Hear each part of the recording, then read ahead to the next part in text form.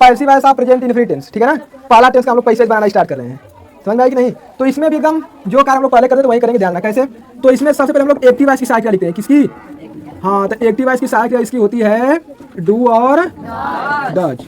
बताओ इसमें किसी को समस्या है? भाई देखो ना, समझो, एक्टिव वॉइस हेल्पिंग वर्ब मतलब सहायक क्रिया क्या होती है, डू और डज। डू का प्रयोग प्लूरल सब्जेक्ट और डज का सिंगुलर सब्जेक्ट, हाँ, कितना समझ में आया।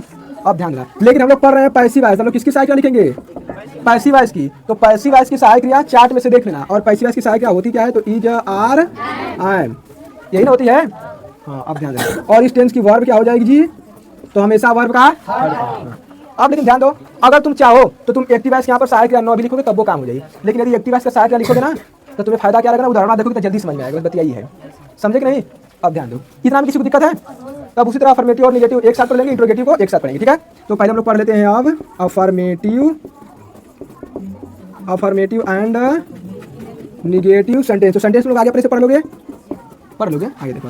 तो इसका हम लोग फार्मूला ही पढ़ेंगे, क्योंकि हम स्ट्रक्चर से अपना पढ़ते रहते हैं धीरे धीरे, ठीक है ना, आसान पड़ता है। तो फार्मूला क्या हो जाएगा, तो ध्यान दो, देखो पैसिव वॉइस में क्या होता है कि मैं तुमको कभी बताया हूँ कि पैसिव वॉइस में वाक्य का प्रारंभ ऑब्जेक्ट से होता है, और एक्टिव वॉइस में वाक्य का प्रारंभ हम लोग किससे करते हैं, सब्जेक्ट से, समझ में आया ना, हाँ। लेकिन यहाँ पर पैसिव वॉइस है तो यहाँ पर वाक्य का प्रारंभ ऑब्जेक्ट से करेंगे, कि मैं बताया हूँ पीछे। इसके तुरंत बाद में लिखेंगे हेल्पिंग वर्ब, क्या लिखेंगे, तो पैसिव वॉइस की हेल्पिंग वर्ब लिखेंगे। तो पैसिव वॉइस की हेल्पिंग वर्ब क्या होती है, अभी ना छोटा की लिख देंगे एक्टिव वॉइस की सहायक डू ऑर्डर, तो मारेंगे लतिया कर। हमें तो पैसिव वॉइस पढ़े तो पैसिव वॉइस की सहायक लिखेंगे, मैं रूलवा में लिखवाया हूँ कि पैसिव वॉइस में पैसिव वॉइस की सहायक लिखते हैं। तो पैसिव वॉइस की सहायक क्या है, इज, आर, तो हो जाएगा इज, आर, ओहो बड़ा बढ़िया, इज, आर, एम हो जाए, ठीक है। लेकिन यदि निगेटिव होगा तो हो जाएगा। अब इसके बाद हमेशा वर्ब का थर्ड फॉर्म, ठीक है। और यहाँ पर तुम अदर वर्ड्स भी लिख सकते हो, मेरा मन नहीं करा, मैं नहीं लिख रहा हूँ, तो मैं लिख दिया बाई, ठीक है। उसके बाद प्लस सब्जेक्ट का ऑब्जेक्ट। बताओ इसमें किसी को दिक्कत है, नहीं दिक्कत है ना। देखो बस चेंज इसमें क्या हो रहा है, तो जहाँ पर हम लोग सब्जेक्ट लिख रहे हैं तो वहाँ पर हम लोग क्या लिख रहे हैं जी, ऑब्जेक्ट, और जहाँ पर ऑब्जेक्ट था तो वहाँ पर सब्जेक्ट का ऑब्जेक्ट, सही ना चेंज है। बाकी बीच में धुआंधार तो नहीं पड़वा लोगों, अरे तो सब बाई लगा जा रहा है, तो उसको याद करो, ठीक है ना। अब ध्यान से समझो, ध्यान से उदाहरण समझो। जैसे फर्स्ट उदाहरण है, ये छोटा क्या बोले पहले उदाहरण, अच्छा लड़का है, देखो जरा फर्स्ट उदाहरण देखो, दे ड्राइव द कार, ठीक है। देखो वे कार चलाते हैं, और दे है। अब समझो, अब टेंस को पहचानना बड़ी जरूरी है। तू कहा कि अरे मार साहब मत लिखे, बस आएगा डू डज एमन कहीं टुडे लगता है ना बा, तो भाई बड़ी बवाल लगता है, तो एक बार अखियाँ खोल कैसे देख पाता तो पता चले। अब ध्यान दो कैसे, तो ये अफर्मेटिव सेंटेंस नहीं जी, तो अफर्मेटिव में सहायक क्रिया हम लोग यूज नहीं करते हैं, उसमें वर्ब में यस या यस जोड़कर बनाते हैं। लेकिन वर्ब में यस या यस कब जोड़ते हैं, तो कब जोड़ते हैं जब हमारा सिंगुलर सब्जेक्ट हो, लेकिन यहाँ पर प्लूरल सब्जेक्ट है, ठीक है। यहाँ पर कौन सब्जेक्ट है, प्लूरल सब्जेक्ट है। तो जब प्लूरल सब्जेक्ट है, जब यहाँ पर प्लूरल सब्जेक्ट है तो यहाँ पर यस या यस नहीं जुड़ेगा। तो बस दिक्कत होती है, तो एक होती है प्रेजेंट इंडेफिनिट टेंस में और एक पास्ट इंडेफिनिट टेंस में, नहीं तो बाकी सब खत्म टेंस है। तो इसको समझो, देखो तो इसमें सबसे पहले हम लोग ऑब्जेक्ट लिखते हैं, तो ऑब्जेक्ट द कार, तो पैसिव वॉइस बनाते समय लिख देंगे द कार। अब द कार हमारा एक बचा है, सहायक क्रिया इज, निगेटिव है तो नॉट नहीं लगाएंगे। अब लेकिन ड्राइव का थर्ड फॉर्म, तो क्या हो जाएगा, ड्राइव डू ड्राइव इन हो जाता है, तो हो जाएगा ड्राइव इन। अब इसका देखो अदर वर्ड्स है, अगर होता जैसे इन द मॉर्निंग चाहे इन द आफ्टरनून, तो यहाँ पे लिख देते हैं, नहीं है छोड़ देंगे, आगे आ देते हैं, क्या लगा देंगे बाई। और उसका सब्जेक्ट का तो दे है, दे हमारा सब्जेक्ट है, तो इसका ऑब्जेक्ट बनाएंगे तो क्या हो जाएगा, बताओ इसमें किसी समस्या है। दूसरा उदाहरण क्या है कि he does not give me a car, लेकिन कि तू पढ़वा एकदम घबराया जीवा कैसे, क्योंकि इसमें दो ऑब्जेक्ट आएगा, तो तू कहा कि अरे मार साहब क्या होगा, तो बड़ी बड़ी समस्या। तो कोई बात नहीं है, देखो जिसमें भी दूसरे सब्जेक्ट आएगा तो हम लोग किसी सब्जेक्ट से भी पैसिव वॉइस बना सकते हैं, तो आप इससे भी बना सकते हैं और इससे भी बना सकते हैं। तो हम लोग मी से बनाते हैं क्योंकि थोड़ा सा अच्छा रहेगा, ठीक है। तो मी, अब देखो मी का हमें सब्जेक्ट चाहिए, तो मी का सब्जेक्ट क्या हो जाएगा जी, तो पैसिव वॉइस बनाते समय मी का हो जाएगा हमारा आई, ठीक है। अब आई के साथ हेल्पिंग वर्ब, वो भी पैसिव वॉइस की, तो पैसिव वॉइस की हेल्पिंग वर्ब क्या होता है, तो आई के साथ हो जाएगा एन, वाक्य नेगेटिव है तो तुरंत लगा देंगे नॉट। अब उसके बाद देखो वर्ब का थर्ड फॉर्म, तो वर्ब का थर्ड फॉर्म मतलब गिव का क्या हो जाएगा, गिवेन, तो हो जाएगा गिवेन, ठीक है।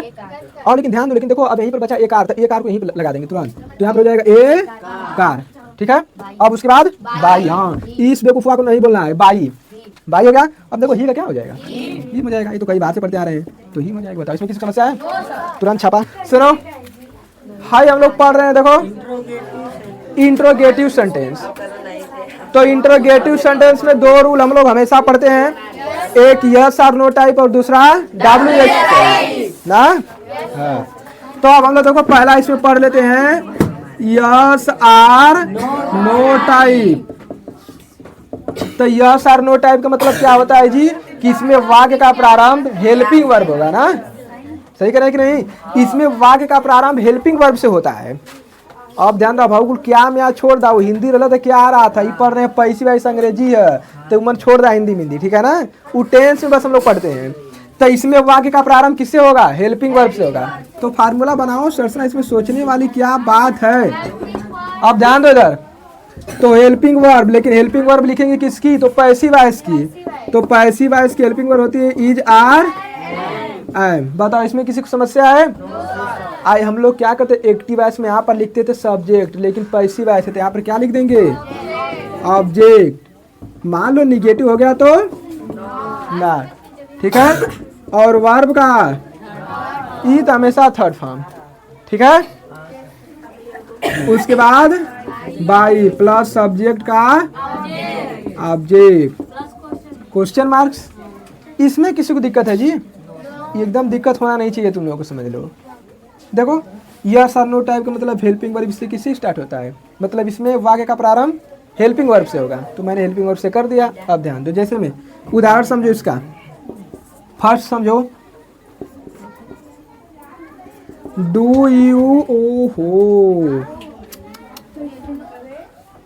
डू यू नो नहीं, देखो ए डू यू नो हिम लिख रहे तो नो गलत हो जाएगा, यहाँ पर नो का यूज नहीं करेंगे। कोई उदाहरण बताओ, डू यू, चलो ठीक है, do you play the cricket, ठीक है ना, लिखवाया भाई, लिखवा दिए ना, कोई बात नहीं।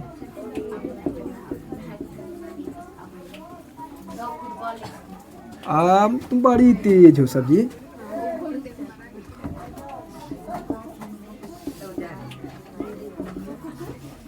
फुटबॉल का मीनिंग सही है ना, मिला लेना। देखो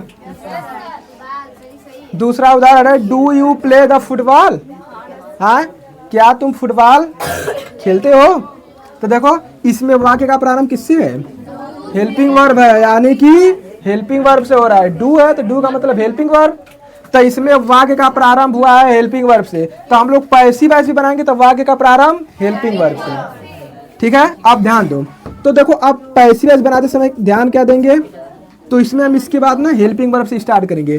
तब हेल्पिंग वर्ब लिखेंगे लेकिन ऑब्जेक्ट के अनुसार, तो इसमें ऑब्जेक्ट है द फुटबॉल, तो एक वचन है तो क्या हो जाएगा ईच।